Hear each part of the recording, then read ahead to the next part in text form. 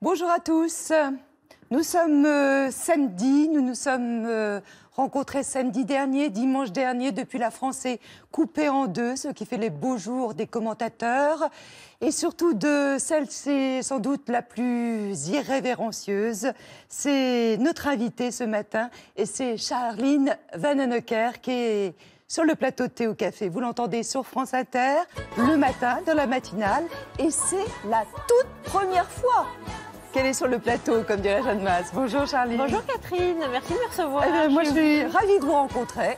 Nous ne nous connaissons pas, on le dit tout de suite. C'est vrai. Voilà, on a de la curiosité, enfin moi j'ai de la curiosité envers vous. Tout d'abord, est-ce que vous préférez les caresses aux coups de griffe quand vous êtes interviewée? J'aime les deux. Mais je préfère les coups de griffe, c'est plus amusant. D'accord. Oui. Sado ou Mazo? Allez, Sado ou Mazo? Alors, est-ce que je connais la différence entre les deux? Je suis pas sûre. D'accord, donc vous prenez les deux. Maîtresse Catherine, vous allez m'apprendre. Très bien. Au fouet. 39 ans, ça me rappelle quelqu'un. Oui, un candidat au second tour. Exactement. Effectivement. Ascension fulgurante, ça me rappelle quelqu'un. Oui, à ce point-là, je sais pas. Oui, oui. Enfin, ça se passe donc sur le service public, sur France Inter, effectivement. Ça se passe aussi sur notre chaîne, tous les 15 jours, dans l'émission politique. Ouais. Vous venez trier les politiques en faisant une carte blanche, un billet d'humeur, un billet d'humour, un billet satirique. Vous aimez bien d'ailleurs l'idée de journaliste satirique, plus que humoriste. Oui. C'est un nom très difficile à prononcer que le vôtre. Qu'est-ce qu'il a dû être écorché? Ah oui, oui, oui, surtout en France. Déjà, alors je pensais Vanhoenacker, il y a déjà le mot van. Oui, c'est vrai, vous avez raison. Et ça aide. Ouais. Vous êtes né donc en Belgique, ça se dit Luvrière? La ville d'où je viens, ouais. Ça s'appelle La Louvière. Ouais, La Louvière. Ouais. Ça se dit, mais on prononce le O et le U. Oui, ça vient de la Louve. L'emblème de la ville est d'ailleurs une louve. Donc La Louvière, c'est à une quarantaine de kilomètres de la frontière française. Vous êtes né alors là un 31 décembre. Oui. Pas de bol quand même. Je ne sais pas, c'est amusant. Je pense que ma mère avait bu un peu de champagne. J'ai dû arriver un peu pompette. Je crois que le gynéco devait être un peu pompette aussi, c'était festif. Un père flamand, une mère wallonne. Ouais. Vous toute seule, vous êtes la réunification donc de la Belgique. Oui, vous n'avez pas vu que j'étais métissée? Oui, bien sûr. C'est flagrant. Flamand, bien sûr. Ouais. Alors, des parents enseignants, ça compte, j'imagine. Beaucoup, évidemment, dans l'enseignement, la culture, le savoir. Ouais. Donc, dans une région de mineurs, est-ce que ça a créé, en fait, une fibre sociale? Ah oui, indéniablement. Une conscience même politique, déjà? Oui, indéniablement, de vivre... c'est les corons, quand on arrive chez moi de l'autoroute, c'est les petites maisons, c'est les corons, c'est l'immigration italienne. Quand je suis née, l'Europe n'était pas encore... on n'avait pas encore ce début de conscience pan-européen. C'était encore une forme de curiosité et d'exemple de bonne intégration. L'intégration dans ma vie s'est parfaitement faite avec les Italiens. Et donc, et puis ces usines qui ferment, ce chômage qui grimpe. Donc je suis vraiment le conditionnement, le conditionnement chez moi était très fort. Mais ça vous a rendu rebelle? Ça vous a rendu ce que vous êtes aujourd'hui, selon vous? Très certainement, oui, je pense. Et surtout le fait aussi peut-être d'aller à l'université de Bruxelles et d'être entouré de gens qui viennent plutôt peut-être de milieux plus favorisés, bruxellois. Et puis surtout d'arriver à Paris, dans le milieu parisien, là d'où je viens. Je pense que je me suis radicalisée. Mais comment vous avez été considérée quand vous êtes arrivée dans le milieu parisien dont vous parlez? Qu'est-ce que c'est le milieu parisien déjà? Le milieu parisien, c'est je trouve que c'est un milieu qui vit beaucoup en vase clos, qui peut perdre assez vite pied avec cette réalité qu'il y a chez moi et dans laquelle je retourne très régulièrement. C'est un milieu qui se coopte, où quand on réussit après, on en fait profiter ses enfants, ses amis, etc. Et donc il y a quand même une sorte de cénacle qui est parfois proche du pouvoir, etc. Et qui n'existe pas en Belgique? Non, en Belgique, ça fonctionne très différemment. Oui. Ça, c'est un autre conditionnement, je pense. C'est que j'ai commencé un peu ma carrière journalistique en Belgique et ça, je ne l'ai pas du tout constaté. C'est beaucoup plus, je dirais, à la bonne franquette. C'est-à-dire qu'on ne sort pas des grandes écoles, on apprend sur le tas. Quand on s'engage en politique, on ne sort pas d'une école nationale d'administration. Déjà, le mot national en Belgique, vous imaginez, on ne comprend pas ce que c'est. Identité non plus. Donc, il y a beaucoup de différences. Donc, je pense que quand je suis arrivée dans le milieu parisien, comme on dit, qui est tout relatif, évidemment, mais on m'a considérée avec curiosité et on a... Je suis heureuse parce qu'on a pris en compte mon point de vue qui était très étonné sur ce qui m'entourait. Ouais, d'ailleurs, en 2012, bon, vous êtes là depuis quelques temps, vous observez bien évidemment le Cénacle politique, tout le sérail, ouais. Et puis vous faites des choses extrêmement décalées. Ça, c'était pendant la campagne Hollande, donc en sort victorieux, et vous dites, là, j'ai observé de la courtisanerie. Mais alors, ça se traduit comment ? Ça se traduit par... c'est déjà le système qui l'impose. C'est-à-dire que les rédactions demandent toujours aux mêmes personnes de suivre toujours les mêmes candidats, dans l'espoir d'avoir la petite phrase, d'aller au fond des choses et d'être introduit. Donc forcément, il y a une forme de carrément de syndrome de Stockholm, moi je trouve, qui s'est développé. Mais vous diriez de la connivence même. Oui, c'est de la connivence, oui, tout à fait. C'est de la connivence, on se tape sur l'épaule, on se tutoie, on se donne des informations. Je pense qu'après, ils peuvent aller dîner chez l'un, chez l'autre, etc. Donc, je suis consciente que c'est pas... c'est d'une part la nature humaine, c'est d'une part la façon dont fonctionnent les rédactions, mais moi, ça me choque. Oui, mais beaucoup vous diront que ça permet d'avoir des infos. Oui, mais quelles infos finalement? Parce que quand je lis le résultat, il est vrai que ces journalistes essayent de prendre un maximum de distance, et cette connivence, on ne la sent pas forcément dans les papiers, mais moi je la sens quand il y a un papier dont 70% c'est une source proche du dossier, ce visiteur du soir, etc. J'ai lu un papier avec plein de petites phrases et je ne sais pas d'où ça vient ni qui l'a dit, parce qu'il faut aussi garder une forme de secret sur qui sont nos sources, etc. Donc moi je ne me sens pas informée quand tout ce que je lis vient de un visiteur du soir ou un proche ou quelque chose comme ça, vous voyez. Oui, un anonyme, quoi. Oh, un anonyme. Oui, c'est ça, l'info anonyme, j'ai un peu de mal avec ce concept. Vous êtes repéré, évidemment, par votre travail, par France Inter, notamment par Pascal Clark.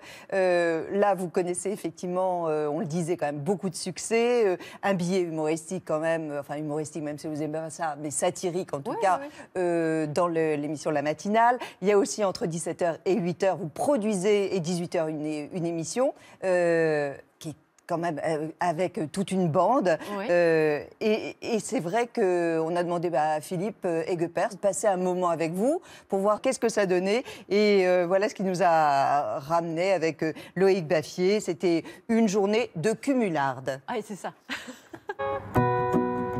Bonjour. Ça va bien? Qu'est-ce qui est le plus compliqué à cette heure-ci pour vous? De trouver mon badge. Bonjour la France. Bonjour Charline. Je m'installe dans un petit bureau pour terminer mon texte. Vous l'avez écrit quand? La veille au soir. Je veux que personne le lise avant parce que j'ai envie que ce soit l'auditeur qui soit la première personne à l'entendre, quoi. Donc je fais lire à personne. Et si on vous demandait de la lire, vous accepteriez? Non, j'accepte pas. Je suis dans la dernière ligne droite, donc si ça vous ennuie pas, je vais tracer. Parce qu'il me reste 5 minutes. Le 7-9. Charline Vanhoenacker, votre cible ce matin, ce sont les sondages. Oui, quand est-ce qu'on pourra enfin voter librement sans se trouver sous l'emprise des sondages? Parce que sans les sondages, pas de vote utile et la culpabilité qui va avec. Et un peu de poésie tout de même, sans les sondages, Jean Lassalle serait persuadé d'être au second tour. On apporte une manière de penser qu'on n'aurait pas forcément spontanément, quelque chose d'un peu absurde, parfois de décalé. Le sondeur, c'est le témoin de Jéhovah 2.0. Il cale le pied dans la porte, vous lui mordez les doigts. Charline est journaliste et humoriste.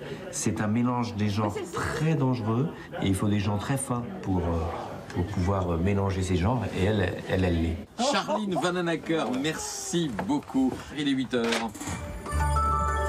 Et là maintenant vous faites quoi?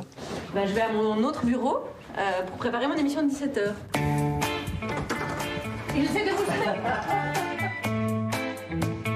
Moi, on m'offre 2 créneaux horaires fantastiques sur la radio et j'ai souffert de ne pas avoir eu assez de boulot avant. Donc j'en profite. Vraiment, dans ce boulot, ma seule angoisse, c'est la panne d'inspiration. Je vous cache pas que ça peut arriver des fois, comme je suis obligée de dire des conneries 2 fois par jour. Il y a des jours où on est moins inspiré que d'autres. Bonjour les camarades. Je dis, voilà. ça va? Et vous-même? Mais bien, donc je te la repasse pour toi alors. Quel chef de troupe vous êtes? Quelqu'un qui sait pas manager parce qu'il n'y a pas d'hierarchie chez nous. Est-ce que quelqu'un dans mon équipe souhaiterait boire un café? C'est ultra participatif, c'est très nuit debout, quoi. Ça fait 5 ans qu'on bosse ensemble, on s'est jamais disputé. Donc... Alex, il n'y a plus de capsules, merde. Oh, putain, je t'avais dit d'aller en racheter. Il y a Johnny Hallyday qui sort une super édition de luxe de ses CD, on l'invite? On va juste déjeuner, boire un coup de pif, se marrer. C'est quoi le moteur de Charline? Oui. Oh. C'est quelqu'un qui aime profondément la vie. J'ai cru qu'elle allait dire la vérité. J'ai cru que t'allais dire on s'est couché avec la direction. Coupé. Il est 16h30. Vous en êtes où, là, une demi-heure avant le direct? Bon, on a bientôt fini, là. À la cool, hein. De toute façon, si on n'a pas fini, on va à l'antenne quand même. Hein. Moi, je suis prête. Alex Vizorek, pas encore. Moi, je peux vous faire un tour de magie si vous voulez pour détourner l'attention. Regardez, hop, François Fillon, l'argent, hop, et il n'y a plus l'argent. Excellent. Si tu écoutes, j'annule tout. Bonjour la France Inter, bonjour à tous. Vous écoutez l'émission qui arrose les fleurs de l'actualité. C'est vraiment mon kiff. On a travaillé toute la journée et maintenant, on va enfin s'amuser. On a vécu une campagne de qualité où tous les sujets ont été abordés vraiment. Non, j'ai pas vraiment entendu parler de culture, par exemple. Ouais, alors vous n'avez pas bien regardé parce que c'était dans le thème chômage, 2 points, c'est census d'intermittents du spectacle qu'il faut éradiquer. C'est vrai. Intellectuellement, c'est enrichissant, ça oblige à la réflexion sur le monde qui nous entoure. On est conscient que c'est super chouette, quoi. Merci les amis. Moi, je suis déjà dans le coup d'après, là. Je profite d'être dans cette dynamique pour aller enchaîner tout de suite l'écriture pour demain matin. Courage. Bah, merci. Vous revenez pas demain à 7h? Oh, les petits joueurs. Oh, là, Catherine, regardez-moi ça, quelle bande de feignants. On est là quand même le matin. Oui, c'est vrai. Vous pouvez te lever en plus le week-end. Alors, je voulais aussi vous dire que Alma, la chanteuse, celle qui est candidate à l'Eurovision, sera avec nous sur le plateau tout à l'heure et elle nous interprétera son titre. Alors, on vous voit en plein travail. Votre émission a fait monter l'audience. Je crois que c'est 120 000 auditeurs que vous avez en plus. 1 200... 39 200. C'est ça, bon, voilà. 221. 221 depuis C'est-à-dire hier. votre famille. Voilà. Bon, est-ce que vous avez tué Cyril Hanouna? C'est vous qui l'avez tué? Ah non, je pense pas. Je crois qu'il s'est tué tout seul. C'est vrai. Ça aide, Je pense, quand il y a une vraie oui. concurrence. Oui. Et alors, il vous reste Ruquier. Oui, j'aimerais bien aller le chercher.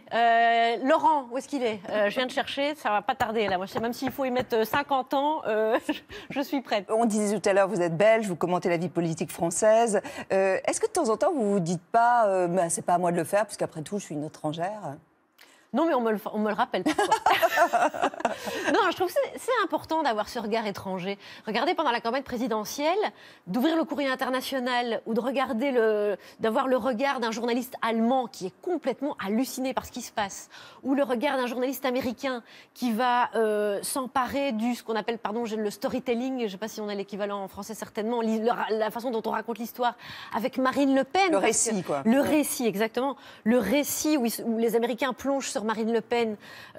Tout ça est intéressant. Moi, j'ai toujours vu la France comme un pays où les gens se regardaient quand même pas mal le nombril, quelque chose d'assez ethnocentré qui s'explique bien par le rayonnement de votre pays, l'histoire de France, toutes les réussites culturelles, politiques, etc. Vous le trouvez atypique, notre pays? Ah oui, il est atypique à cet égard. Et donc, depuis quelques années, maintenant, vous êtes de plus en plus curieux du regard qu'ont les autres sur vous. Et ça, c'est typique des pays plutôt en crise d'identité, en questionnement.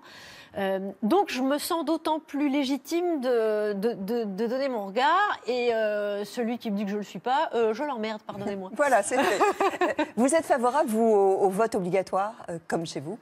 J'y suis plutôt favorable, mais il faudrait pour ça changer le système français et qu'il soit proportionnel. Je me rends bien compte avec le second tour qui nous attend que rendre le vote obligatoire, c'est presque une violence.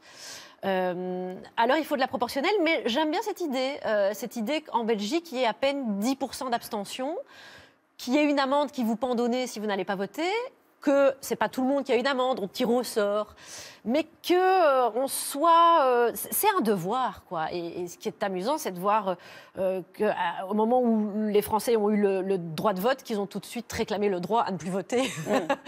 C'est très français, ça. Ouais, une ambiance quand vous arrivez sur un plateau. Alors ici, voilà, c'est chaleureux, mais quand vous arrivez sur le plateau de l'émission politique, il y a David Pujadas, il y a Léa Salamé, mais il y a évidemment l'invité politique. Oui, je l'attends toujours avec impatience. Oui, et lui vous attend aussi, ou elle vous attend aussi avec impatience, comme vous dites. Oui, c'est ça. Ils attendent que ce soit fini au plus vite. Parce que l'ambiance, elle est froide, glaciale. Elle est glaciale, l'ambiance. Je pense que ça tient au format de l'émission. C'est une émission politique, c'est la grand-messe politique. Donc, il y a beaucoup de sérieux. Et je le comprends et je le respecte. Et de solennité. Exactement. Et d'enjeu, parce que c'est le grand oral. On a vu que la télévision a joué quand même un grand rôle dans cette campagne et dans cette élection. Plus que la radio ? Je ne sais pas dans quelle mesure... L'image est plus forte ? Oui. Je suis incapable de mesurer l'impact. Peut-être que sur la radio, on a la chance d'être un peu plus sur le fond parce qu'on n'a pas l'image. Mais la force de l'image, c'est quelque chose en politique. Voilà, je ne peux pas vous faire le détail. Donc, oui, ça tient. Il y a une froideur. C'est pas. Les gens n'osent pas applaudir, n'osent pas réagir. Et puis tout simplement, il n'y a pas de micro dans le public. Donc les quelques rires qu'heureusement j'entends, parce que les gens ils ne savent pas s'ils peuvent rire ou pas. Des fois, c'est pas drôle. Et moi, souvent, j'ai pas forcément envie d'être drôle. Moi, j'ai juste envie de dire à l'homme politique, dites donc là, vous nous avez pris pour des cons. Là aussi. Et là, vous nous avez pris pour des cons. Et quand vous avez dit ça, on n'est pas dupes. Est-ce que vous croyez que vous dites tout haut ce que les journalistes pensent tout bas ? En partie. En partie. Eux sont tenus à l'orthodoxie du métier. Donc, à une certaine neutralité. À y tendre le plus possible. On entend, ça trahit parfois à travers le ton, mais ils posent des questions, ils ne peuvent pas faire d'affirmations. Moi, je peux déborder du cadre dans la limite de la loi, donc dans la limite de la diffamation, évidemment. Mais en toute liberté. Mais en toute liberté. Et donc, oui, je pense que quand j'arrive face à Nicolas Sarkozy avec une casserole, je pense qu'il y a quand même beaucoup de Français qui rêveraient de le faire. Et souvent, je me dis, tiens, les Français, s'ils devaient amener un objet à tel homme politique, qu'est-ce qu'ils amèneraient ? C'est comme ça que je réfléchis. Donc oui, je pense que je peux me permettre des choses que les autres ne peuvent pas. Charline, on a compilé quelques-uns des meilleurs moments. Voici la carte blanche de Charline Vanhoenacker. Bonjour Monsieur Valls. Bonjour Monsieur Juppé. Bonjour. Bonjour Monsieur Montebourg. Bonjour Monsieur le maire. Bonjour Bonsoir. Monsieur Hamon. Bonjour Monsieur Mélenchon. Dites donc, qu'est-ce que vous leur avez passé comme savon à ces deux-là, hein ? Monsieur Fillon, voilà, là, dites donc, vous avez envoyé pendant cette soirée. Bon, alors, elle démarre quand votre campagne, hein ? Vous séduisez la gauche, mais vous avez un programme de droite. Quelle souplesse, Monsieur Juppé. Vous êtes un petit peu la Nadia Comaneci de la politique. Je vais vous demander à tous de bien lever très haut la main gauche. Voilà, très bien. Ben, vous voyez, hein, Monsieur Valls, les Français, ils ne confondent pas la droite et la gauche, donc il n'y a vraiment que vous. Hein. Bon. Vous avez dit « je veux casser la caste ». Ça, c'est fun. Casser la caste, ça fait de vous le Brice de Nice de la politique. Vous êtes un politique, mais un politique avec un grand-père boucher, vous avez tenu à le rappeler, idéal pour saigner les entreprises. C'est déjà la 5e émission, et à chaque fois, il y a toujours un gros réac sur le plateau. Hein, et cette fois, aucun. Je veux dire, aucun réac. Non. Ça prend pas parce qu'un socialiste avec des idées de gauche, ben les gens ne sont plus habitués. Hein. Vous voyez, quand c'est pas vous qui choisissez les journalistes, les lumières et le réalisateur, eh ben ça se passe bien quand même. Et ça, je trouve que c'est chouette. C'est bien simple, si Mère Teresa et le général de Gaulle avaient un enfant, ce serait vous. Vous avez été Premier ministre de Nicolas Sarkozy. Ça doit vous faire un tel paquet de points pénibilité, ça que vous pourriez déjà être à la retraite. Hein. Vous voyez, vous étiez parti pour faire battre le cœur de la France. Et finalement, vous allez juste faire battre la gauche de la France. Mais enfin, vu que c'est historique, vous savez quoi ? Ça mérite des applaudissements. Allez, je vous laisse tout ça, hein, je vous l'offre. Et ça donne un amont souriant. Oui. Ah oui, c'est fou, c'est étonnant. Qu'est-ce que vous vous dites quand vous arrivez sur ce plateau ? Est-ce que vous vous faites violence ? Est-ce que vous avez le trac ? Parce que on le sait bien, hein, pour faire de la télé, il y a aussi, il faut parfois un peu d'audace. Hein, oui. Dans ce que vous faites, il faut de l'audace. Il faut même du courage, presque physique. Ça, je sais pas, mais moi, je suis peut-être totalement inconsciente, mais j'arrive ultra détendue. Je pense que la seule fois où je suis arrivée un peu comme ça, c'est parce qu'on m'avait poussée, je savais pas que c'était à moi, où je suis arrivée comme ça. Mais c'est fait, le plus dur est fait. J'ai écrit, j'ai ce que j'ai à dire, même si c'est très frais, parce que j'écris pendant l'émission. Et j'arrive et je me dis, c'est que de la télé et j'ai travaillé. C'est pour ça que je ne suis pas stressée. En fait, j'ai beaucoup le trac 15 jours avant. 15 jours avant, si je n'ai pas un axe de comment je vais tracer mon sillon, de qu'est-ce que je vais lui dire, de quel objet je vais amener, de quel est le message, là, je suis surstressée. Il y en a un ou une qui est plus impressionnant ? Physiquement, peut-être. C'est pas impressionnant. Par son attitude. Moi, je n'aime pas me laisser impressionner parce que j'estime qu'il n'y a pas tellement de hiérarchie. Déjà, j'ai pas voté pour lui, donc s'il est là, c'est pas de ma faute. Voilà. Donc, j'aime pas cette idée j'aime pas l'idée de hiérarchie déjà. Donc, ça m'ôte beaucoup de pression. Après, ce qui est peut-être plus désagréable, c'est la crispation. Et vous pouvez diviser en 2 catégories les politiques extrêmement détendus. Et ça se sent sur leurs équipes, et je dirais à la rigueur, ça se sent même sur leur ministère, sur les fonctionnaires qu'il y a en dessous, etc. Et ceux qui sont extrêmement tendus, stressés, et qui diffusent ça, mais même jusque dans le public. C'est très clair. Dès que l'homme politique est quelqu'un de nerveux, de stressé, de contenu, c'est vraiment une onde humaine qui se propage jusque dans le public. Quand il est détendu, c'est le contraire. Est-ce que certains ou certaines tentent de vous récupérer à la sortie, en tentant de déjeuner avec vous? Non, jamais. Ça n'est jamais arrivé.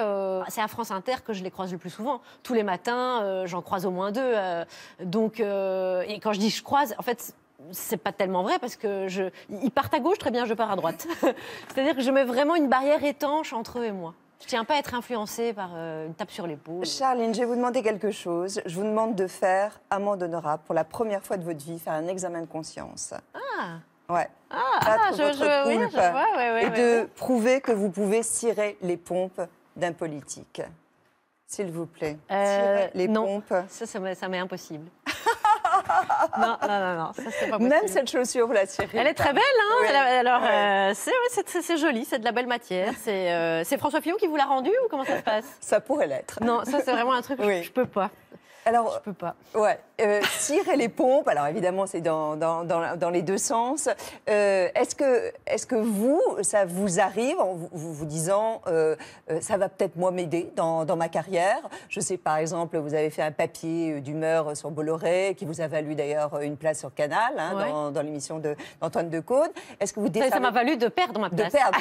Est-ce que ça vous a pas desservi? Est-ce que ça vous dessert pas dans votre vie professionnelle? Pour l'instant, non. Alors, ça me ferme des portes. C'est-à-dire que tous les mois, quand je m'attaque au président de M6, à Bolloré, à des confrères qui peut-être plus tard auront un poste de direction ou qui vont peut-être se retrouver à France Inter dans un poste de direction, je sais très bien que je risque...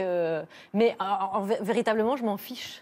Et je ne peux pas vous l'expliquer pourquoi, mais j'ai pas... Repartir en Belgique? Bah oui, j'ai pas peur de me faire virer. Là, je m'éclate, c'est super. Donc si ça s'arrête, je serais triste.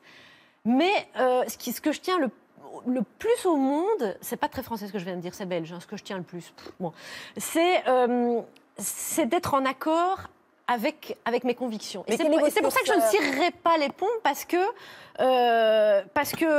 c'est plus facile de s'y tenir dans ma position. Mais j'aime quand on est cohérent et qu'on ne va pas à tous les râteliers, etc. L'amitié, est-ce qu'on peut avoir des bons amis en faisant un travail comme le vôtre? Est-ce que votre vie privée aussi existe? Parce qu'on a l'impression que vous faites que ça, quoi. Oui, elle est réduite forcément. Je pense que c'est un temps limité. Je peux pas faire ça des années parce qu'il y a un moment où il faut, la vie c'est autre chose. Mais j'arrive à bien sûr me ménager du temps privé. Vous avez une amie notamment? Oui, alors j'en ai plusieurs, j'espère.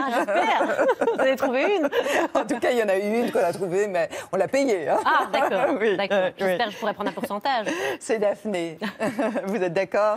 Oui. C'est votre amie Daphné Roulier. Elle a accepté justement de nous dire quelques petites choses sur vous et qui cernent bien votre personnalité. Ah bon.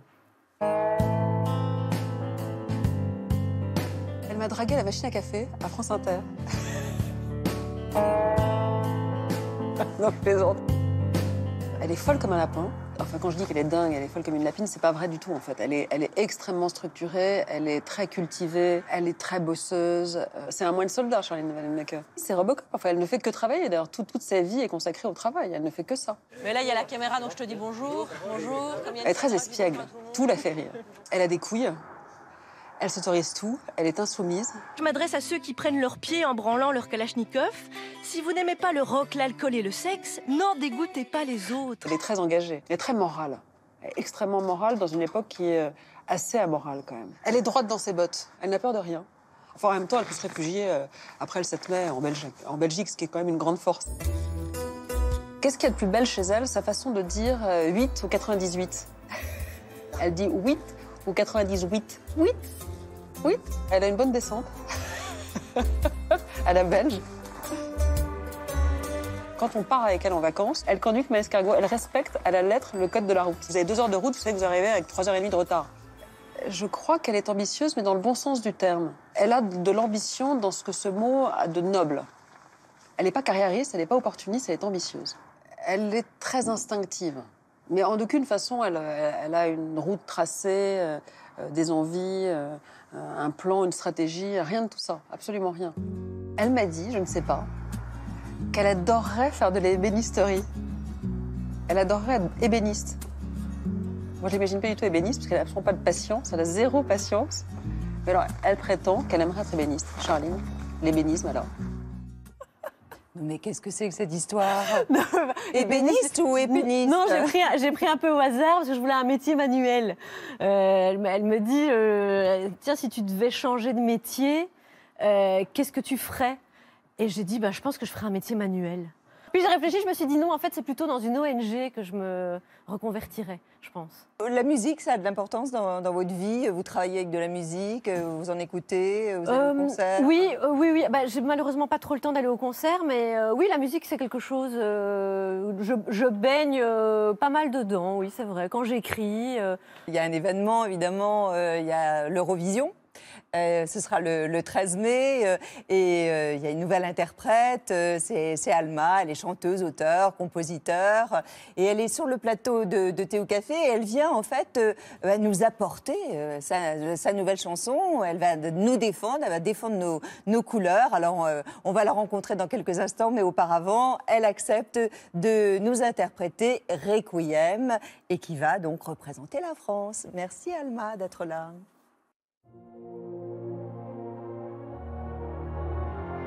Les amours meurent, des amours naissent, les siècles passés disparaissent. Ce que tu crois être l'amour, c'est une saison et rien de plus. Un jour lassé de cette errance, tu t'en iras. Quelle importance, car la terre tournera encore, même quand nous ne tournerons plus. Embrasse-moi, dis-moi que tu m'aimes, fais-moi sourire au beau milieu d'un requiem. Embrasse-moi, dis-moi que tu m'aimes, fais-moi danser jusqu'à ce que le temps nous reprenne. Ce qu'il a donné, 1 an, 2 ans, 100 ans de bonheur, plus la vie te cueille comme une fleur. Fais-moi marrer, j'en ai besoin, en attendant que ça ne leurre. 1 an, 2 ans, 100 ans à 2, et puis un jour on est tout seul. On pleure mais on survit quand même, c'est la beauté du requiem. Les étincelles deviennent des flammes, les petites filles deviennent des femmes. Ce que tu crois être l'amour, c'est un brasier et rien de plus. Nos déchirures, nos déchéances, on pense qu'elles ont de l'importance. Mais demain renaîtra le jour comme si nous n'avions pas vécu. Embrasse-moi, dis-moi que tu m'aimes, fais-moi sourire au beau milieu d'un requiem. Embrasse-moi, dis-moi que tu m'aimes, fais-moi danser jusqu'à ce que le temps nous reprenne. Ce qu'il a donné, 1 an, 2 ans, 100 ans de bonheur, plus la vie te cueille comme une fleur. Fais-moi marrer, j'en ai besoin, en attendant que ça ne leurre. 1 an, 2 ans, 100 ans à 2, et puis un jour on est tout seul. On pleure mais on survit quand même, c'est la beauté du requiem.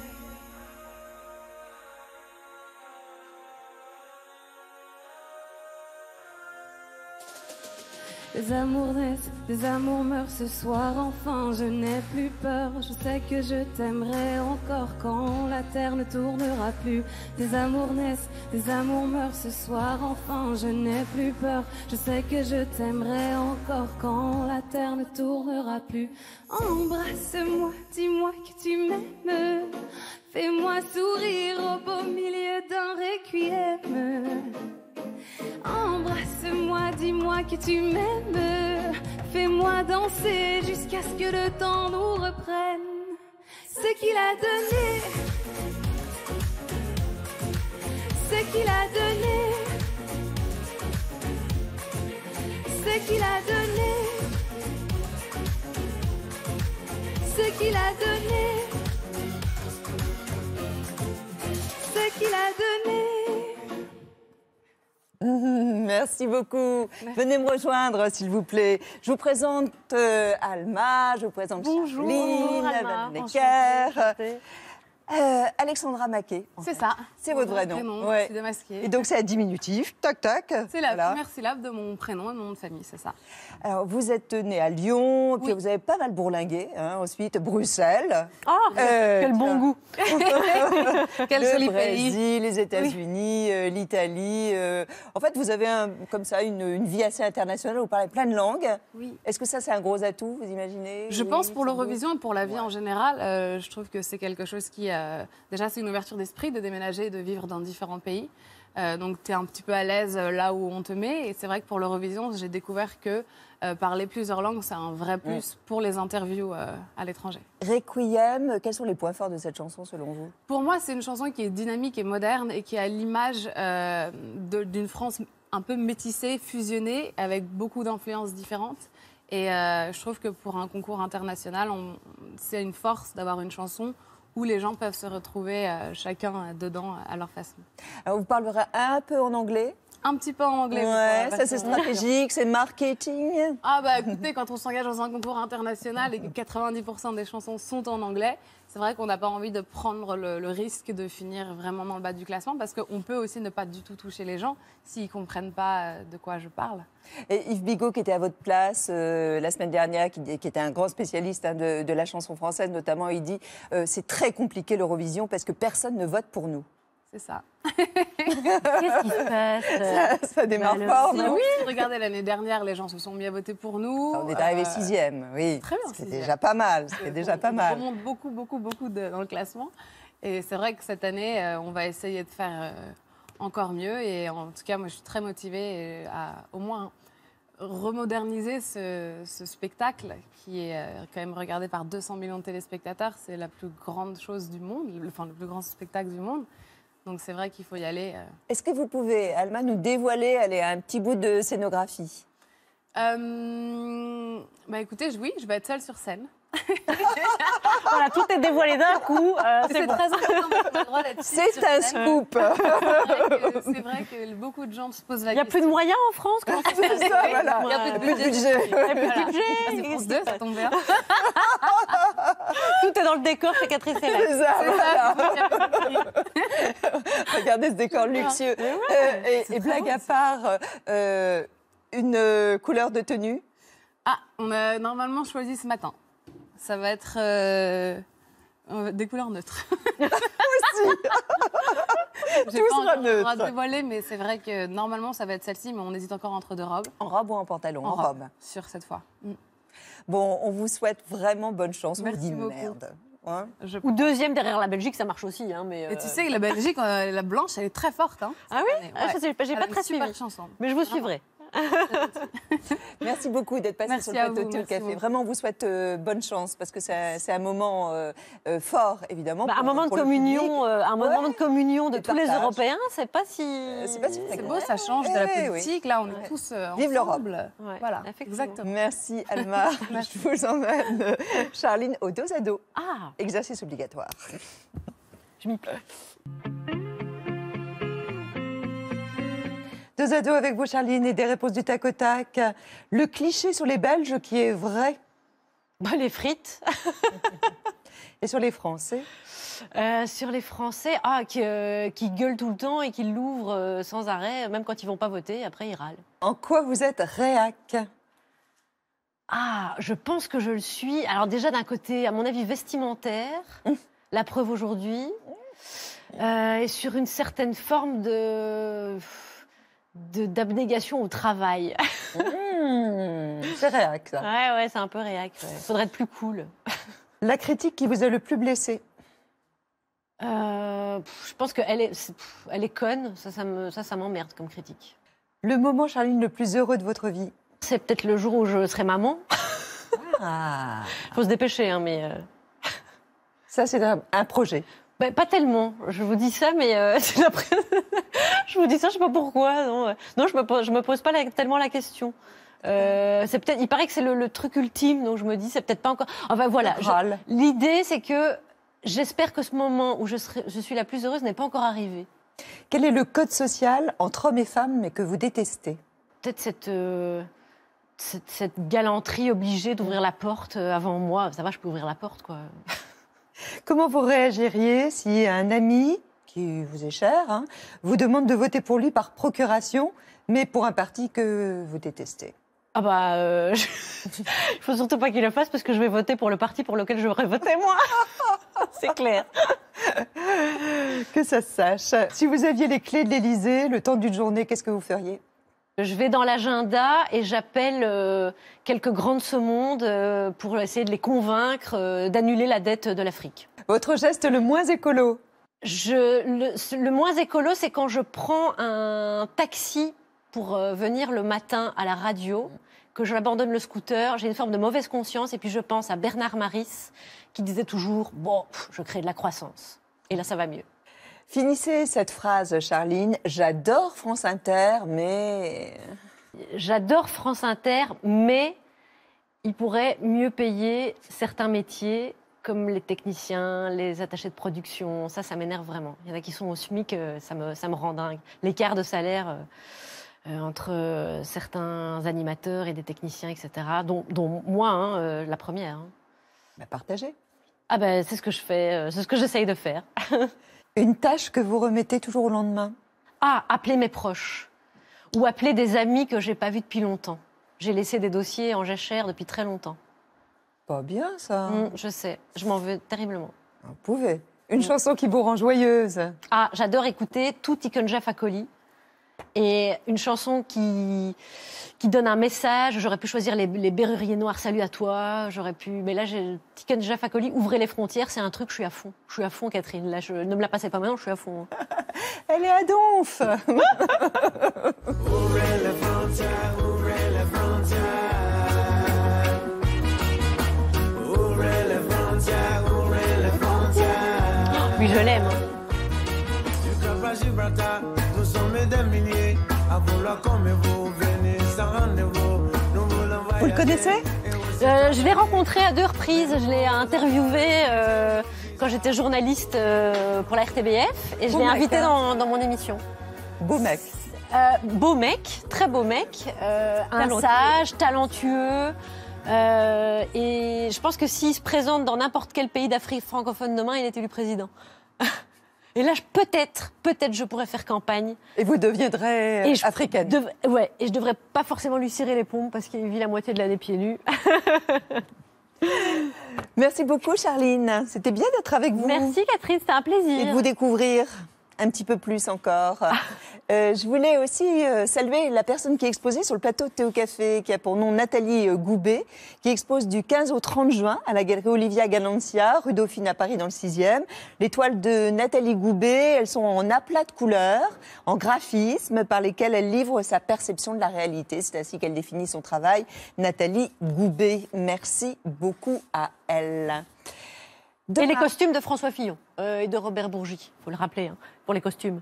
Les costumes et la chaussure surtout. Et la chaussure. La chaussure. Dimanche, c'est-à-dire demain, on va parler mode, couture, mais vraiment La couture de chez Lanvin. Le high level. Attention, hein.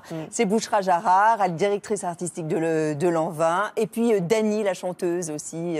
Elles seront présentes sur le plateau de Thé au Café. Toutes deux sont amies. Ce sera une émission encore extrêmement différente. Ce qu'on aime bien, effectivement, c'est vous faire découvrir des personnalités d'univers très éclectiques. Portez-vous bien aussi. On va faire un petit selfie. Bien sûr, l'émission, elle est rediffusée. Hein, celle consacrée à Charline. Vous pouvez la revoir sur plus.fr, sur YouTube.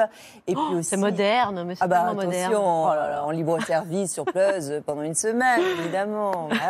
C'est le service public, hein, quand même. Est-ce que vous pensez d'ailleurs que, puisque vous travaillez essentiellement sur le service public pour l'heure, est-ce que vous pensez que votre talent est bien rétribué?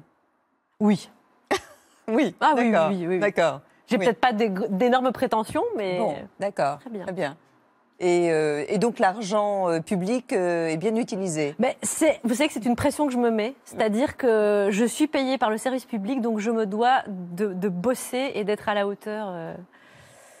Qu'est-ce que je suis réac? Je devrais dire, mais bien sûr, mais je m'en fous plein les fouilles. Eh bien, ce sera la conclusion. Tant pis pour vous. Allez, à demain. Merci beaucoup. On fait un selfie? On y va.